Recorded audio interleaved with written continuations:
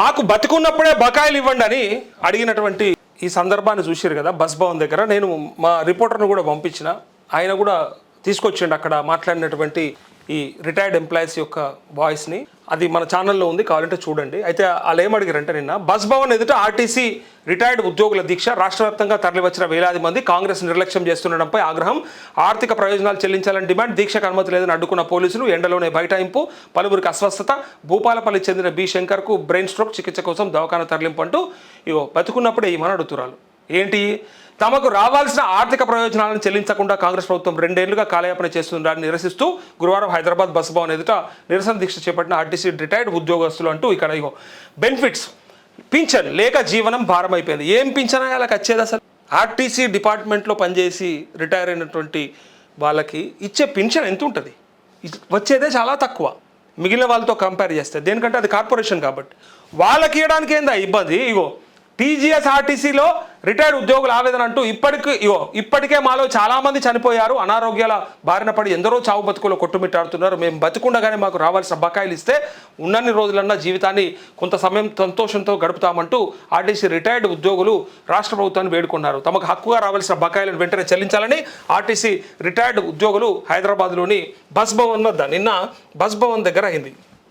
ఇన్ని గానం అడుక్కోవాలన్నా, ఇంతమందిని అడుక్కోవాలన్నా, అలా పరిస్థితి చూడండి ఒక్కసారి. బతుకున్నప్పుడు ఇవ్వండి అని బతిలాడుతారు. బస్ భవన్ ఎదుట గురువారం ఉపవాస దీక్షలు చేపట్టారు. రాష్ట్రంలోని అన్ని జిల్లాల నుంచి వేలాదిగా తరలివచ్చిన వారంతా ఉదయం 10 గంటల నుంచి సాయంత్రం 4 గంటల వరకు ఉపవాస దీక్షలో పాల్గొన్నారు. ఆర్పిఎస్ 2017-2021 ఎరియర్స్, అట్లే లీవ్ ఎన్కాష్మెంట్, గ్రాట్యుటీ బకాయిలు చెల్లించాలని కోరుతూ వారంతా నినదించారు. మా కష్టార్జితం మాకు, మా పిల్లల నోటికాడు బుక్క చెదరగొట్టద్దు, ప్రభుత్వం మొండి వైఖరి నశించాలంటూ పెద్ద పెట్టిన నినాదాలు చేస్తూ విశ్రాంత ఉద్యోగులు దీక్షలో పాల్గొన్నారు. తమ సమస్యలు పరిష్కరించాలని ఉన్నతాధికారులను కలవడానికి బస్ భవన్లోకి వెళ్లేందుకు ప్రయత్నించడం ఉద్రిక్తతలకు దారి తీసింది. అప్పటికే భారీగా మోహరించిన పోలీసులు దీక్షకు అనుమతి ఇవ్వలేదని అడ్డుకున్నారు. దీంతో వాళ్ళంతా బస్ భవన్ అన్ని గేట్ల ఎదుట బైఠాయించి దీక్ష చేపట్టారు. ఆఖరి జీతం కూడా ఇవ్వలేదట. లాస్ట్కి వచ్చి ఒక జీతం ఉంటుందా, అది కూడా ఇవ్వలేదట ఈ దొంగలు. చూడురిగా ఇక 60 ఏళ్ళ పైబడిన తామంతా బీపీ షుగర్తో బాధపడుతున్నామని, కనీసం నిరసన తెలిపే హక్కు కూడా ఇవ్వకుండా చేయడం దుర్మార్గమని పేర్కొన్నారు. తిరస్కరించిన పీఎఫ్ దరఖాస్తులను సరిచేయకుండా యాజమాన్యం చోద్యం చూస్తుందని పివి రంగారావు పేర్కొన్నారు. ఇగో దీక్షలో రిటైర్డ్ ఉద్యోగుల అవస్థలు, ఇబ్బంది పడ్డరట వాళ్ళు. వాళ్ళకున్న సమస్యలు ఇవి.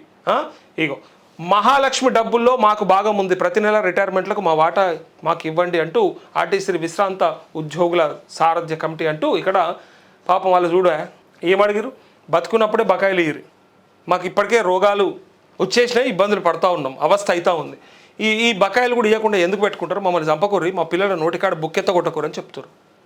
ఆ మాత్రం లేదా వాళ్ళకి? 30-40 ఏళ్ళు సర్వీస్ చేసిన వాళ్ళకి ఆ హక్కు కూడా లేదా? రిటైర్మెంట్ బెనిఫిట్స్ ఇయ్యలేనంత పరిస్థితులలో ఉందా మన రాష్ట్రం? అంత దివాలా తీసిందా?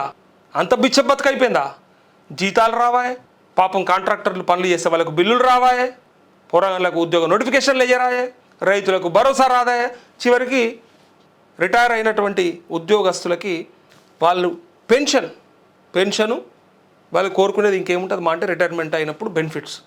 అది మన బాధ్యత కదా, మన సర్వీసెస్ వాడుకున్నందుకు వాళ్ళకి ఇవ్వాల్సినటువంటి బాధ్యత ఉంది కదా రాష్ట్ర ప్రభుత్వానికి.